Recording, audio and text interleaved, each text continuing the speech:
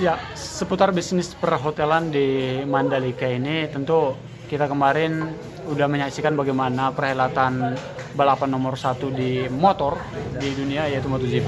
Dan ada evaluasi apa menurut Abang yang perlu dilakukan sesegera mungkin mengingat ya Abang adalah salah satu sekretaris jenderal dari MHA Mandalika Hotel Association. Yang pertama, kita berterima kasih dan bersyukur ya.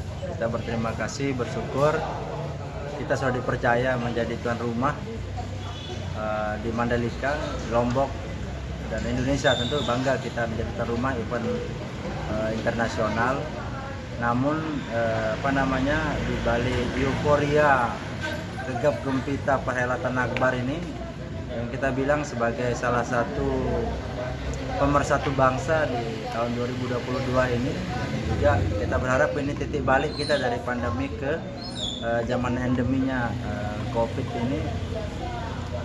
Kita ingin investasi yang digelontorkan pemerintah ke Mandalika ini kan tidak sedikit. Kita berharap ini bisa dikembalikan dalam waktu secepat mungkin, karena ini kan juga ada yang mungkin bersumber dari hutang, mungkin dari pajak dan lain sebagainya. Bagaimana caranya? Tentu salah satunya adalah kita melakukan upselling di berbagai lini, meningkatkan penjualan di akomodasi perhotelan, produk-produk UMKM, paket-paket wisata, maupun tiket MotoGP itu sendiri. Nah, di sini dilemanya ketika kita mau jualan jor-joran sampai sesuai dengan kapasitas sirkuit kita 150 sampai 200 ribu, mereka mau nginap di mana? Jangan sampai mereka terlantar. Nah, sementara kalaupun kita mau mengundang investor dalam waktu dekat, tentu mungkin kapan akan BEP ketika eventnya hanya dalam 1-2 kali dalam setahun. Nah, sisanya nanti akan kosong juga, tentu tidak bijak juga kalau hal-hal seperti itu. Maka untuk waktu yang singkat ini dengan apa yang kita punya, kita harus sama-sama kolaborasi seperti apa yang sudah dipesankan oleh petinggi-petinggi kita di kementerian maupun presiden. Kita kolaborasi, baik itu antar pengusaha pariwisata sendiri di dalam daerah, di lingkar Mandalika, di NTB ataupun di luar daerah. Kita melakukan cross selling, bundling paket, tiket, hotel, paket wisata, transportasi, produk UMKM untuk oleh-olehnya dalam satu paket. Sehingga nanti kita bisa, mohon maaf, tiket sudah habis terjual, tapi kalau mau ini ada paket berwisata sambil nonton GP misalnya. Sehingga ini kita membantu pelaku-pelaku UMKM yang tidak bisa menemukan pasarnya, destinasi-destinasi yang sebenarnya tidak tersentuh, ataupun hotel-hotel yang mungkin jaraknya jauh dari sirkuit. Kita bisa melakukan mungkin 2 malam di Mandalika, nanti di hari H itu dia check out, dia akan menginap ke Bali, dia akan menginap ke Surabaya, dia akan menginap di NTT misalnya, di Bajo. Nah, orang yang sudah menginap di Bajo itu 2 malam sebelumnya, nanti pertukarannya di hari H. Tentu nanti ada beberapa hal yang juga tentu harus dibutuhkan dukungan, misalnya ketersediaan flight, penerbangan, boat, penyeberangan itu harus diaktifkan, speedboat. Jadi semua pihak seperti yang saya katakan tadi kolaborasi, dari Pelni, ferry, fastboat, kapal cepat, dan lain sebagainya, termasuk angkutan udara, charter flight itu juga untuk dimaksimalkan. Kita punya 2 airport, misalnya airport lama di Selaparang di Kota Mataram, kita aktifkan lagi selama event itu. Seperti kemarin kan kesulitan penerbangan segala macam itu yang menjadi keluhan-keluhan wisatawan.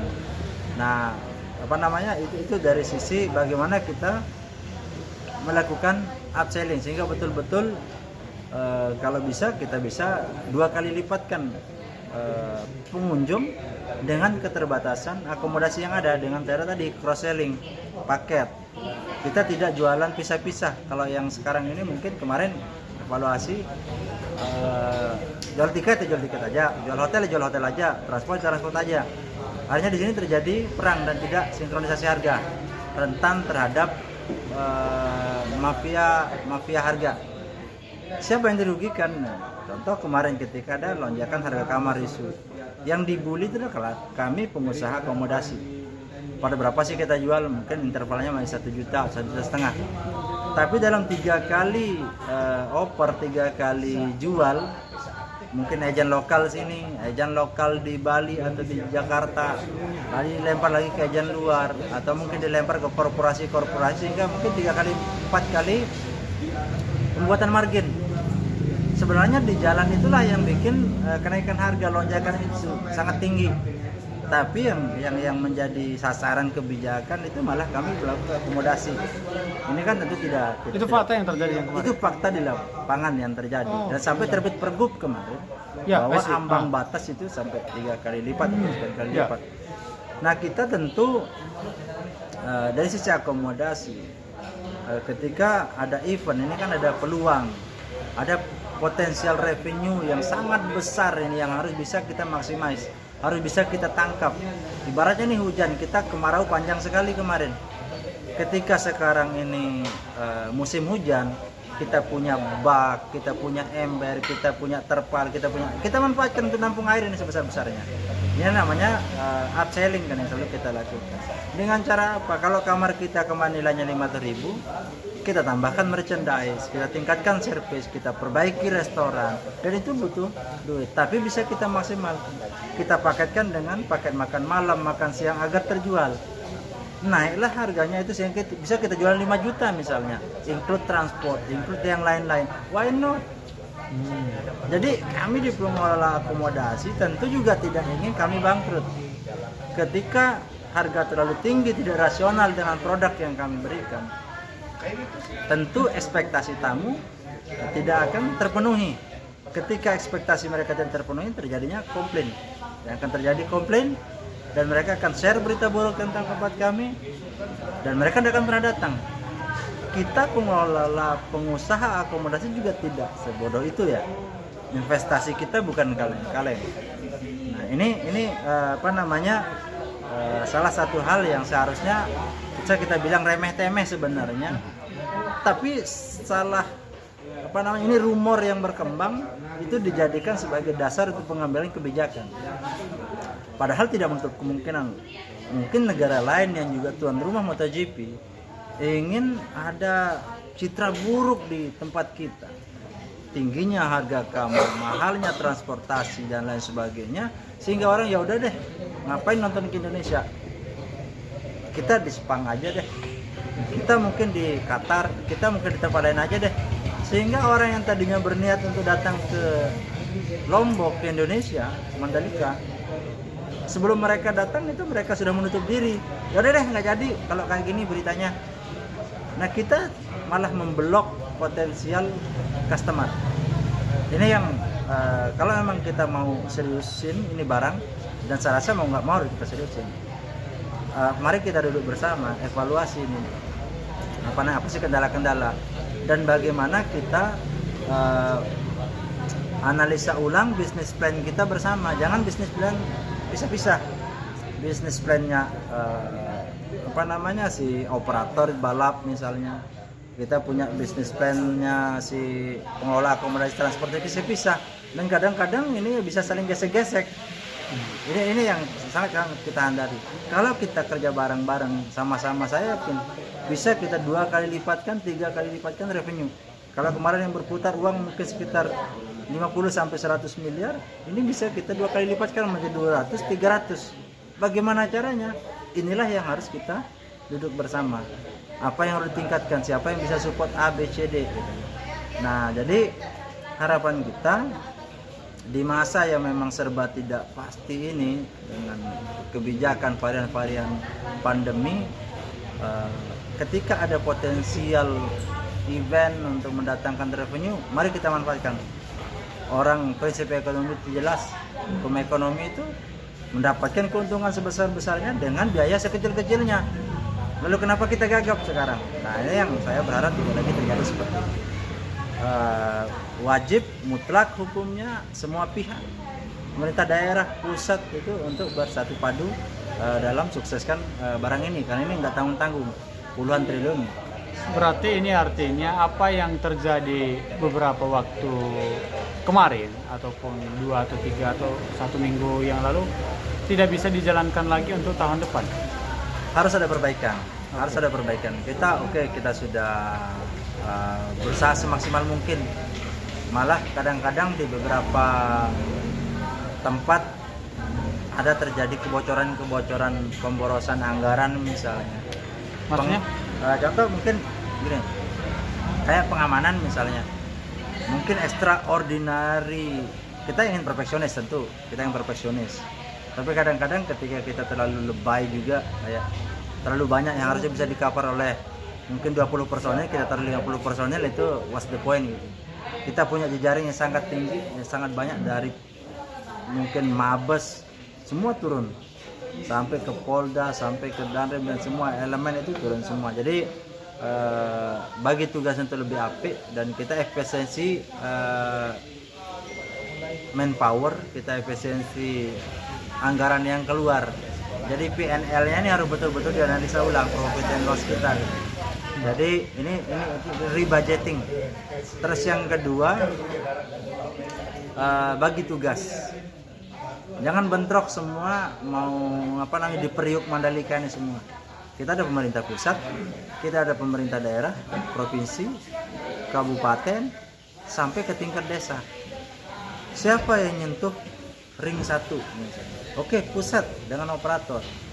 Ring 2 siapa? Oke, pemerintah provinsi. Ring 3 siapa? Pemerintah kabupaten.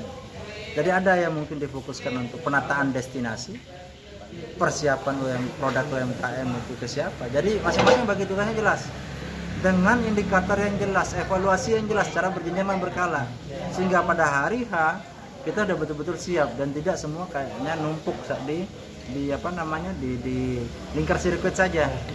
Tapi beberapa langkah di luar sirkuit itu masih kotor, mungkin banyak sampah lah, terjadi banjir, longsor, kerusakan lingkungan. Ini yang sangat tidak.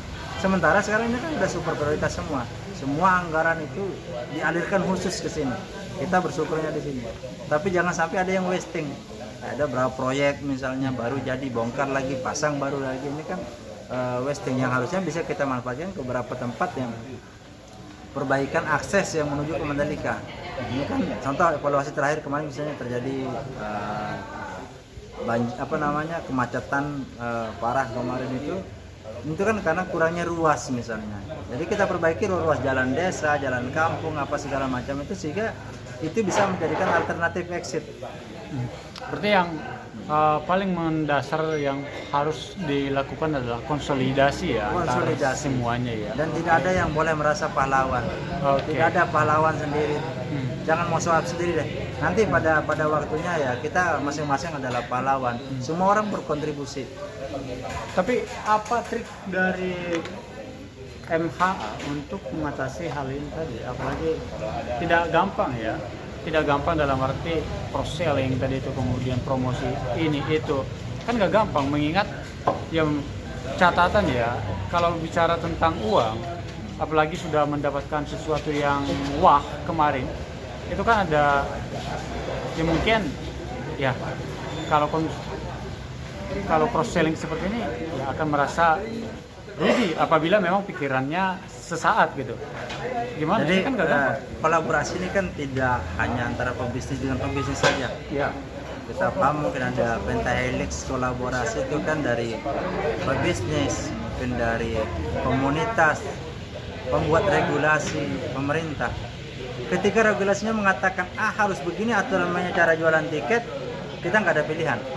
Pasti kita akan mengikuti kebijakan. Pasti kita akan mengikuti. Karena nggak ada jalan lain kan. The only way adalah jualan paket. Kita tidak jualan kamar, mohon maaf.